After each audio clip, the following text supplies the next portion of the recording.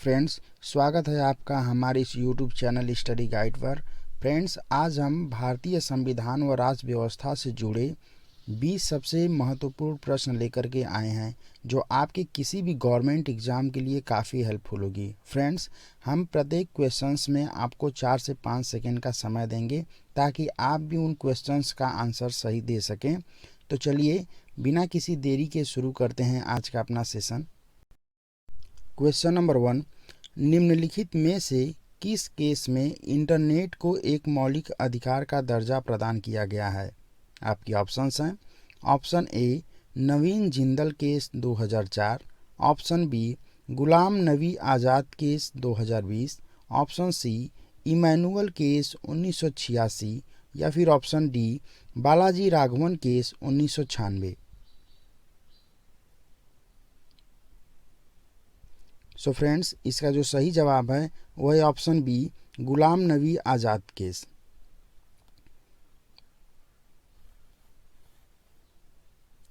Question number 2, निम्नलिखित में से किस केस में मौन रहने के अधिकार को एक मौलिक अधिकार का दर्जा दिया गया है?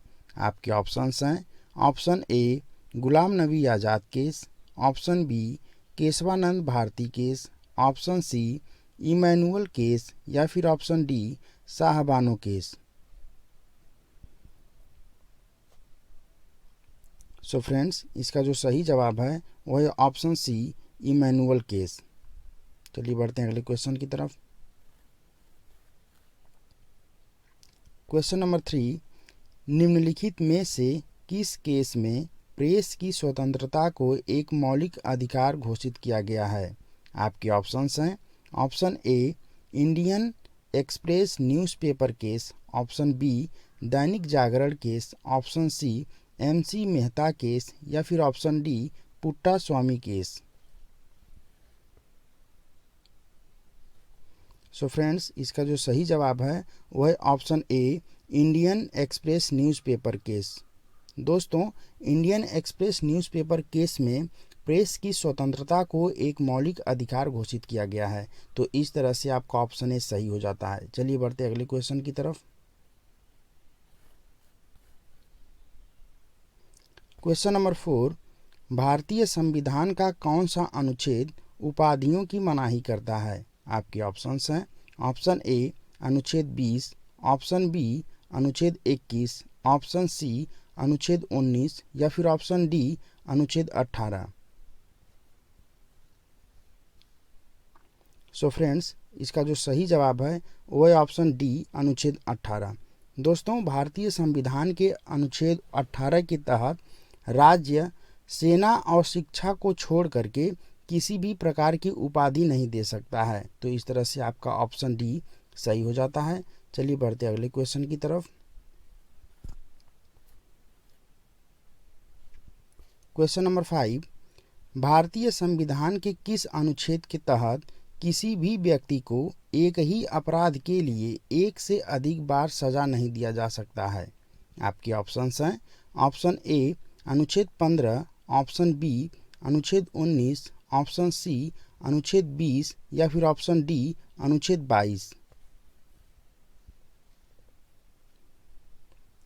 सो फ्रेंड्स, इसका जो सही जवाब है वो है ऑप्शन सी, अनुच्छेद 20।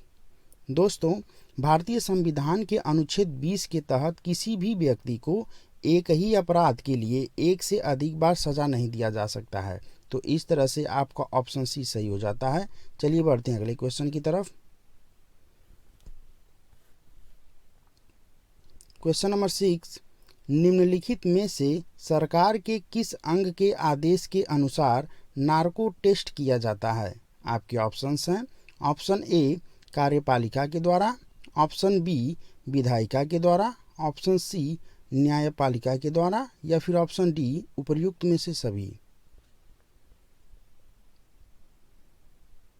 सो फ्रेंड्स, इसका जो सही जवाब है वह है ऑप्शन सी, न्यायपालिका के द्वारा। दोस्तों, केवल और केवल न्यायपालिका के आदेश के अनुसार ही नार्को टेस्ट किया जा सकता है। तो इस तरह से आपका ऑप्शन सी सही हो जाता है। चलिए बढ़ते अगले क्वेश्चन की तरफ। क्वेश्चन नंबर 7, निम्नलिखित में से किस केस में कहा गया कि जीवन के अधिकार का मतलब गरिमामय जीवन जीने से है? आपके ऑप्शंस हैं। Option A K Gopalan case, option B Maneka Gandhi case, option C Kesavananda Bharati case, या फिर ऑप्शन डी उपर्युक्त में से कोई नहीं।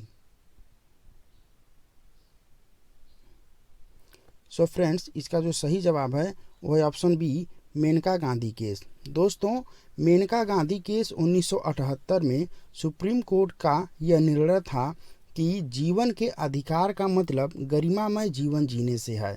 तो इस तरह से आपका ऑप्शन बी सही हो जाता है। चलिए बढ़ते अगले क्वेश्चन की तरफ।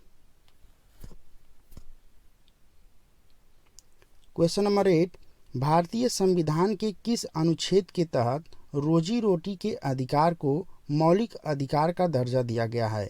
आपके ऑप्शंस हैं। ऑप्शन ए अनुच्छेद 20, ऑप्शन बी अनुच्छेद 21, ऑप्शन सी अनुच्छेद 22, या फिर ऑप्शन डी अनुच्छेद 23।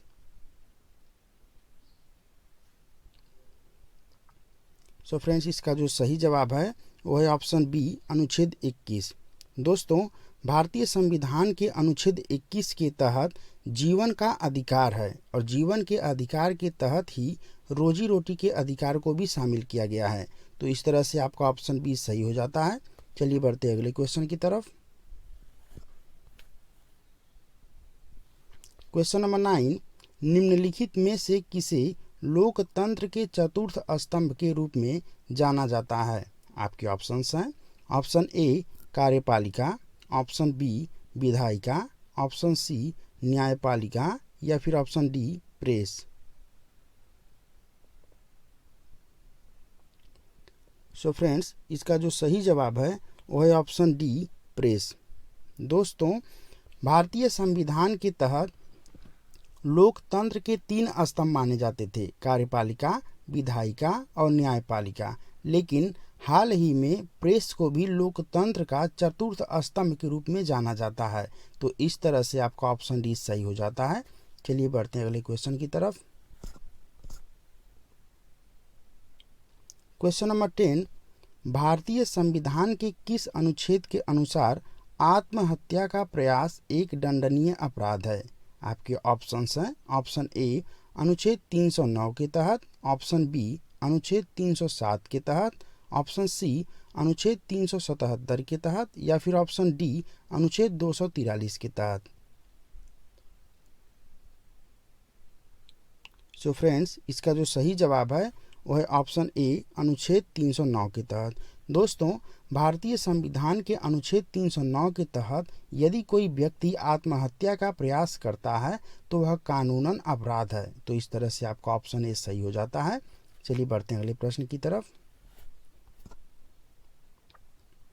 क्वेश्चन नंबर 11, निम्नलिखित में से कौन सा अधिकार एक मौलिक अधिकार है? आपके ऑप्शंस हैं। ऑप्शन ए मृत्यु का अधिकार, ऑप्शन बी गरिमापूर्ण मृत्यु का अधिकार, ऑप्शन सी उपर्युक्त में से दोनों, या फिर ऑप्शन डी उपर्युक्त में से कोई नहीं। सो फ्रेंड्स, इसका जो सही जवाब है वो है ऑप्शन बी गरिमापूर्ण मृत्यु का अधिकार। दोस्तों, भारतीय संविधान के अनुच्छेद 21 के तहत गरिमापूर्ण रूप से मृत्यु का अधिकार एक मौलिक अधिकार है। तो इस तरह से आपका ऑप्शन बी सही हो जाता है। चलिए बढ़ते अगले क्वेश्चन की तरफ।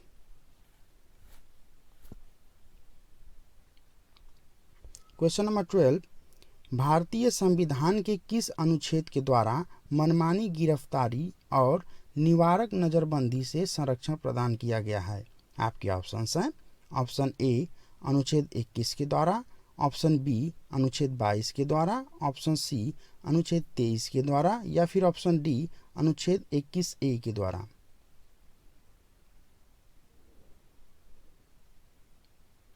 सो फ्रेंड्स, इसका जो सही जवाब है वो है ऑप्शन बी अनुच्छेद 22 के द्वारा। दोस्तों, भारतीय संविधान के अनुच्छेद 22 के तहत किसी भी व्यक्ति को मनमानी गिरफ्तारी और निवारक नज़रबंदी से संरक्षण प्रदान किया गया है। तो इस तरह से आपका ऑप्शन बी सही हो जाता है। चलिए बढ़ते हैं अगले क्वेश्चन की तरफ।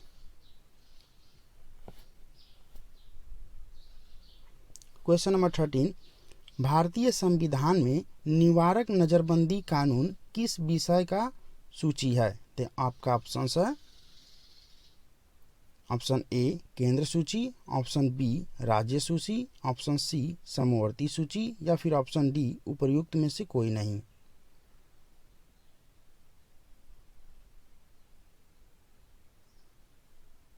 सो फ्रेंड्स, इसका जो सही जवाब है वो है ऑप्शन सी समवर्ती सूची। दोस्तों, भारतीय संविधान में निवारक नज़रबंदी को समवर्ती सूची के अंतर्गत रखा गया है, तो इस तरह से आपका ऑप्शन सी सही हो जाता है। चलिए बढ़ते हैं अगले क्वेश्चन की तरफ। क्वेश्चन नंबर 14, भारत में निवारक नज़रबंदी के तहत गिरफ्तार किसी व्यक्ति को अधिकतम कितने महीने तक हिरासत में रखा जा सकता है? आपके ऑप्शंस हैं ऑप्शन ए 4 महीने, ऑप्शन बी 3 महीने, ऑप्शन सी 6 महीने या फिर ऑप्शन डी 2 महीने।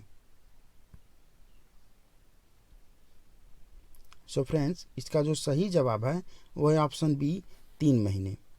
दोस्तों, भारतीय संविधान के अनुच्छेद 22 के तहत यदि किसी व्यक्ति को निवारक नज़रबंदी के तहत गिरफ्तार किया जाता है तो उसे अधिकतम 3 महीने ही गिरफ्तार रखा जा सकता है, तो इस तरह से आपका ऑप्शन बी सही हो जाता है। चलिए बढ़ते हैं अगले क्वेश्चन की तरफ। क्वेश्चन नंबर 15, विधि द्वारा निर्मित प्रक्रिया के अनुसार किसकी सर्वोच्चता होती है? आपके ऑप्शंस हैं ऑप्शन ए संसद की, ऑप्शन बी संविधान की, ऑप्शन सी न्यायपालिका की या फिर ऑप्शन डी विधायिका की। सो फ्रेंड्स, इसका जो सही जवाब है वो है ऑप्शन ए संसद की। दोस्तों, विधि द्वारा निर्मित प्रक्रिया के अनुसार संसद की सर्वोच्चता होती है, तो इस तरह से आपका ऑप्शन ए सही हो जाता है। चलिए बढ़ते हैं अगले क्वेश्चन की तरफ। क्वेश्चन नंबर 16, भारतीय संविधान के किस अनुच्छेद के अनुसार 14 वर्ष के किसी भी बच्चे को कारखाना, खान या फिर किसी भी खतरनाक रोजगार में नहीं लगाया जा सकता है? आपके ऑप्शंस हैं ऑप्शन ए अनुच्छेद 23 के तहत, ऑप्शन बी अनुच्छेद 22 के तहत, ऑप्शन सी अनुच्छेद 24 के तहत या फिर ऑप्शन डी अनुच्छेद 25 के तहत। सो फ्रेंड्स, इसका जो सही जवाब है वो है ऑप्शन सी अनुच्छेद 24 के तहत। दोस्तों, भारतीय संविधान के अनुच्छेद 24 के तहत किसी भी 14 वर्ष के बच्चे को या फिर इससे कम किसी भी कारखाने, खान या खतरनाक रोजगार में नहीं लगाया जा सकता है, तो इस तरह से आपका ऑप्शन सी सही हो जाता है। चलिए बढ़ते अगले क्वेश्चन की तरफ। क्वेश्चन नंबर 17, भारतीय संविधान के किस अनुच्छेद के तहत मानव तस्करी, बंधुआ मजदूर का निषेध किया गया है? आपके ऑप्शंस हैं ऑप्शन ए अनुच्छेद 24 के तहत, ऑप्शन बी अनुच्छेद 23 के तहत, ऑप्शन सी अनुच्छेद 21 के तहत या फिर ऑप्शन डी अनुच्छेद 22 के तहत। सो फ्रेंड्स, इसका जो सही जवाब है वो है ऑप्शन बी अनुच्छेद 23 के तहत। चलिए बढ़ते हैं अगले क्वेश्चन की तरफ।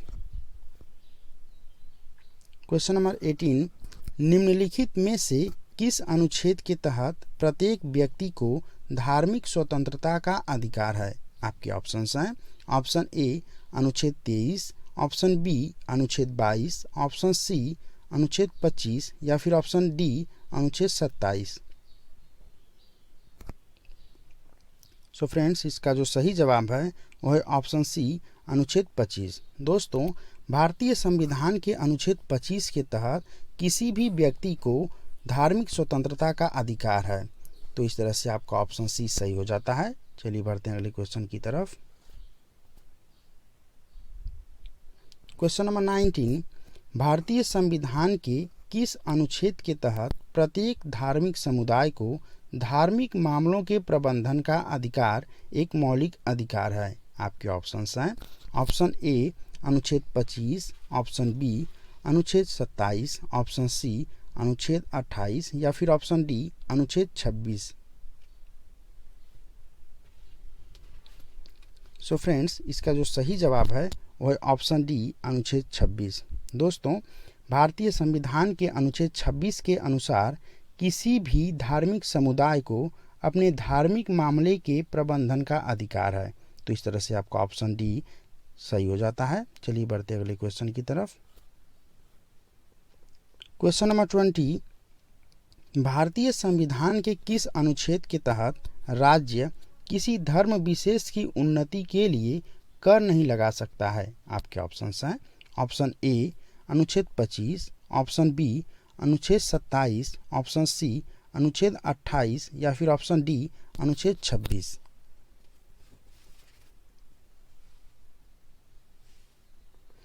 सो फ्रेंड्स, इसका जो सही जवाब है वह है ऑप्शन बी अनुच्छेद 27। दोस्तों, भारतीय संविधान के अनुच्छेद 27 के तहत राज्य किसी धर्म विशेष की उन्नति के लिए कर नहीं लगा सकता है। तो इस तरह से आपका ऑप्शन बी सही हो जाता है। चलिए बढ़ते अगले प्रश्न की तरफ। फ्रेंड्स, ये आपका होमवर्क है और इसका आंसर आप कमेंट सेक्शन में जाकर के जरूर बताइएगा। तो चलिए पढ़ते हैं इस क्वेश्चन को।